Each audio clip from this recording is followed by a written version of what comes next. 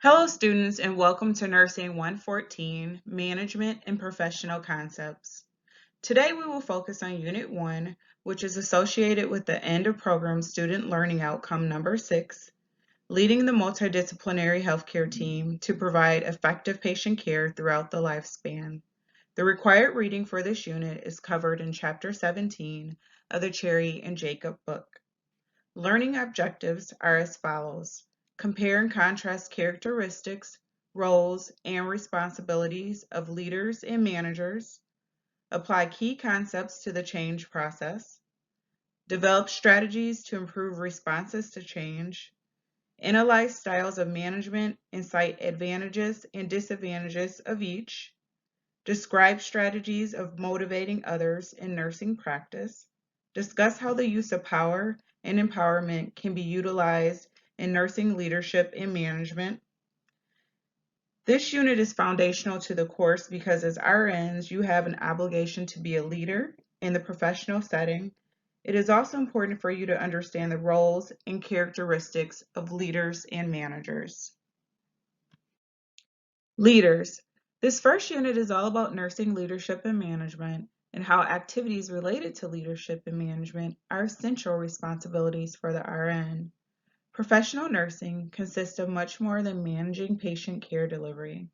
There is an expectation for nurses to be able to manage and influence system-wide aspects of healthcare, including policy development, implementation of best practice, staffing, resource allocation, technology, and many other aspects of professional nursing.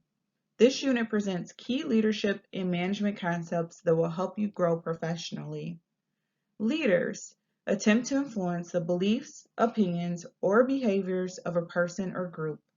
According to Cherry and Jacob, leadership is a blending of intrinsic personality traits, learned skills, and characteristics that are situational or flexible. Leaders guide people and groups to accomplish common goals. Leaders may not have formal authority, but are still able to influence others. So leader can have a formal or informal leadership position. Managers. Managers are responsible for coordinating people, time, and supplies to achieve desired outcomes in a defined area of responsibility. Managers focus on the day-to-day operations that can support the manager and staff in accomplishing goals and objectives of the organization or the team. Managers balance clinical and administrative duties, such as staffing, process improvement, evidence-based care implementation, employee engagement, against other duties of management. Managers have an appointed management position in a formal line of authority and accountability. How are managers and leaders different? The role is intertwined but not necessarily married to one another. Leadership is about having the ability to guide or influence others. Leaders motivate, they empower, and inspire. Managers focus on the coordination of resources, such as time, people, supplies, and they do this in order to achieve outcomes. The goal is to have managers who are also leaders, because a good manager does not equal good leader and vice versa. Leadership and management skills can be complementary to one another, and they can be learned. Authors of the book point out important differences between a manager and leader, stating people are led, activities and things are managed. Authority and power. Leadership and management require authority and power to motivate actions from other people. Authority is a legitimate right to direct others through an authorized position in an organization. For example, a nurse manager has authority to direct a staff nurse to work a specific schedule. Power is the ability to motivate people to get things done with or without the formal right granted by the organization. Power is not stagnant, it changes with situations. Power is a common characteristic of both a leader and a manager. Types of power. When discussing leadership and management, it is important to familiarize yourself with the different types of power. Reward power is the ability to reward others for complying with rules or instructions. The reward may be monetary, an assignment adjustment, or some type of special acknowledgement. Coercive power is the opposite of reward power. It is based on fear and punishment and may include withholding pay, time off, or giving someone an impossible patient assignment. Legitimate power is based on someone holding an official position with an organization or company, like being a nurse manager. Referent power is when a leader is held in high regard by staff and peers, and people really admire that individual. This allows a leader to influence others, and mostly in a positive way. Expert power is based on the knowledge, expertise, seniority, and someone being the go-to person. And as a result, staff will respect this individual. Informational power is based on someone's possession of information. This person has a scoop, they somehow have all the information. Connection power is relationship-based or based on an affiliation with others that are perceived as powerful. Can you think of an example of how you've seen these types of power used in the work setting? I think one of the important things to remember is to recognize what type of power your leaders and coworkers have. It will allow you to be more strategic when maneuvering through situations in the work setting. Motivation. In discussing leadership and management, it is important to reflect on what motivates us. So what is motivation? It is an instigation of action based on both intrinsic and extrinsic factors. We are all motivated by internal and or external factors that compels us to act or respond to situations. Knowledge about what drives a person to perform is key for any leader or manager. People are often motivated by rewards for achieved outcomes and effective performance. You may recall from some of your other courses that there are different motivation theories with no one correct or universally accepted theory.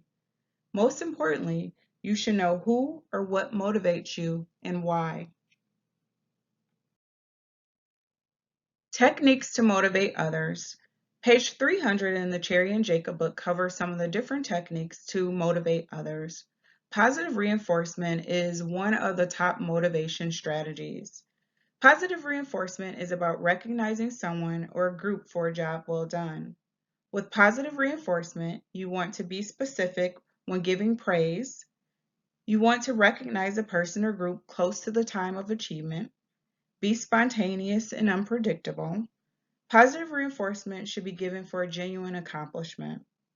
There are also some other motivation techniques, which include establishing trust and respect with others, role modeling expected behaviors, establishing shared goal setting and decision making, listening and taking interest in others, managing conflict, and facilitating collaboration.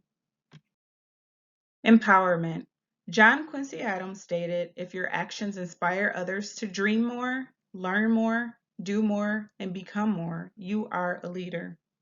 Empowerment of others is something that great leaders demonstrate on a consistent basis. To empower is to enable to act. Empowerment is a key component of transformational leadership. Empowerment is about sharing power and control with the expectation that people are responsible for themselves.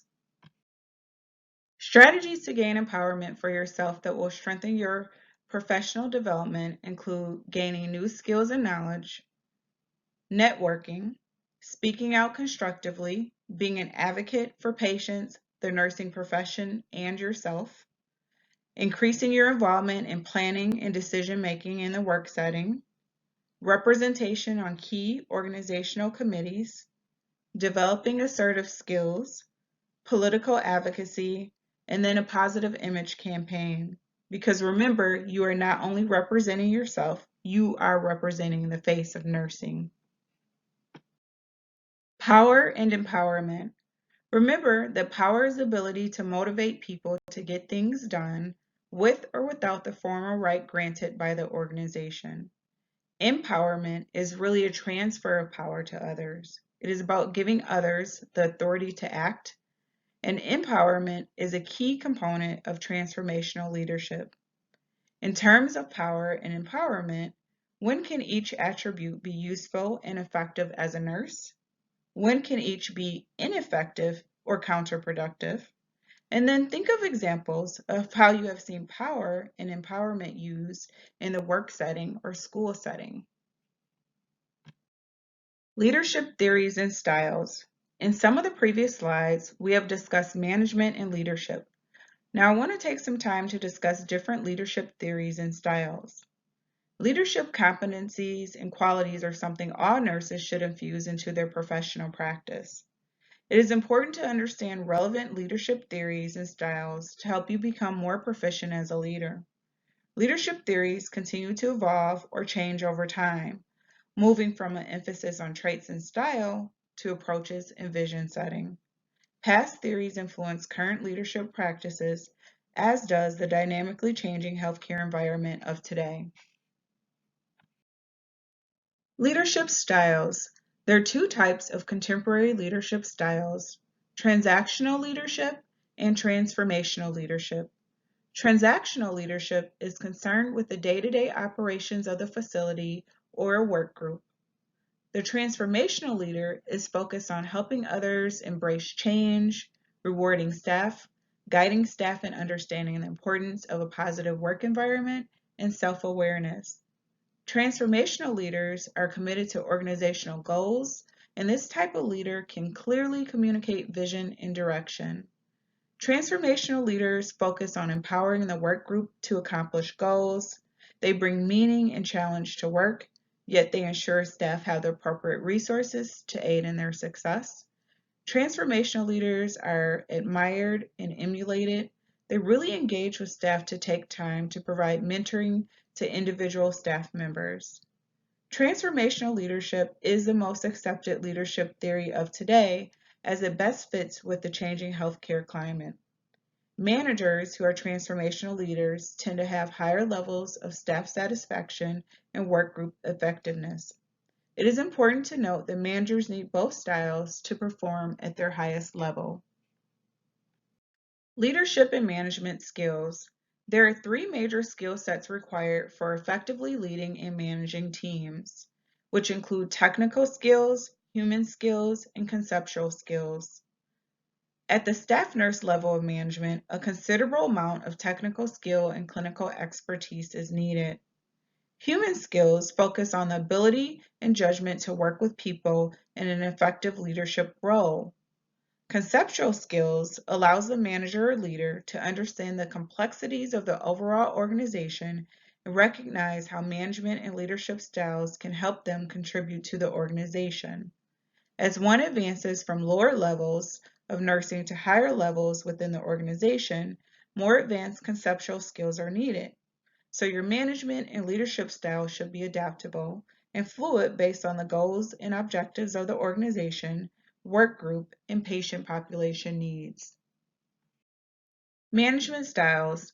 Now it's time to transition the discussion to different types of management styles. There are three types: authoritarian or autocratic, democratic or participative, and laissez-faire. The authoritarian or autocratic manager wants to be in charge. This person makes decisions without staff input and uses his or her position to accomplish goals. The democratic or participative manager encourages staff involvement in goal setting, problem solving, and decision making. The laissez-faire style is one in which the manager provides little direction or guidance and will often forego decision making. Depending on the situation, the nurse manager may need to use all three types of management styles. The autocratic or authoritative style may be most important in an emergency situation or when you need to quickly produce results or make a decision. However, in today's healthcare system, the democratic leadership management style is the most preferred style. Key management functions. Understanding key management functions will be essential to professional growth and development. There are 5 management functions or phases, which include planning, organizing, staffing, directing, and controlling. The phases can occur simultaneously or in a cyclic fashion with a constant focus on improving healthcare, patient safety, and customer satisfaction. What are the key aspects of the different phases? Planning includes defining goals and objectives, developing policies and procedures, determining resource allocation, and developing evaluation and assessment methods. Organizing focuses on identifying structures that need to be in place for the manager and team to accomplish work, determining communication processes, coordinating people, time, and work. Staffing focuses on ensuring that work can be successfully completed by qualified staff, recruiting, hiring, training, scheduling, and ongoing staff education and development. Directing encourages employees to accomplish goals and objectives and involves communicating, delegating, motivating, and managing conflict. Controlling focuses on many of the administrative tasks like performance reviews, analyzing financial activities, and monitoring quality care. Roles of the nurse manager and leader. Based on the discussion that we have had thus far, it is apparent that nurse leaders and managers wear many different hats. Some of the roles of the nurse manager and leader include being a patient satisfaction and customer service provider, a team builder, resource manager, decision maker and problem solver, change agent, clinical consultant, staff developer, mentor, and corporate supporter. Change. Heraclitus stated that the only thing that is constant is change, and this is very true, especially in the rapidly changing healthcare environment. Change can disrupt the equilibrium or balance, and nurse leaders and managers must learn how to work in a changing environment and restore the balance for their teams. Take some time to think about what are some of the many changes occurring in our healthcare system today that affect nursing. This slide represents box 1-1 from the Cherry and Jacob book, so please take some time to review this slide as it represents the rapidly changing healthcare environment and some of the changes that will impact you as a professional nurse. Change agent. Are you someone who likes change? Have you ever had to lead a change? Do you think you can be a change agent? Well, I think we all can be a change agent. Albert Einstein stated that the measure of intelligence is the ability to change. Eckhart Tolle stated that awareness is the greatest agent for change. I believe that is true. Once we know better, we do better. So what is a change agent? A change agent is someone who is responsible for guiding people through the change process. There are some rules to follow when a change is necessary. A change should be implemented only for a good reason.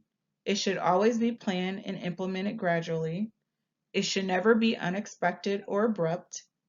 Everyone who may be affected by the change should be involved in planning for the change.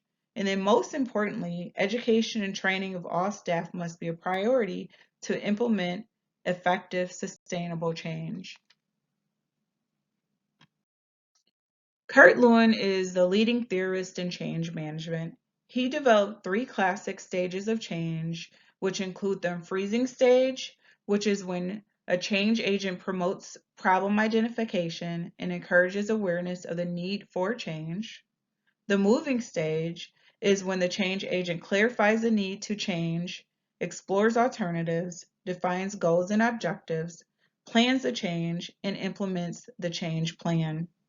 The refreezing stage is when the change agent integrates the change into the organization, monitors the change, and focuses on compliance with the change. Please click on the link to watch the short video on Kurt Lewin's 3-stage change model. Graduate nurse leaders in the 21st century. Nurses as leaders face daunting challenges from rapidly rising healthcare costs, implementation of healthcare reform, ongoing concerns about safety and quality of care. As a soon-to-be graduate nurse leader, you should be reflecting on how can you be a leader as a graduate nurse? What kind of leader do you want to be? Also, think about ways in which you can prepare yourself for a leadership role in your soon-to-be new graduate nurse position. You can also take a short self-assessment to assess your leadership style at the link below. Please click on the link for this slide to hear a very short message from Dr. Josie Vale, our Associate Dean of the Nursing Program.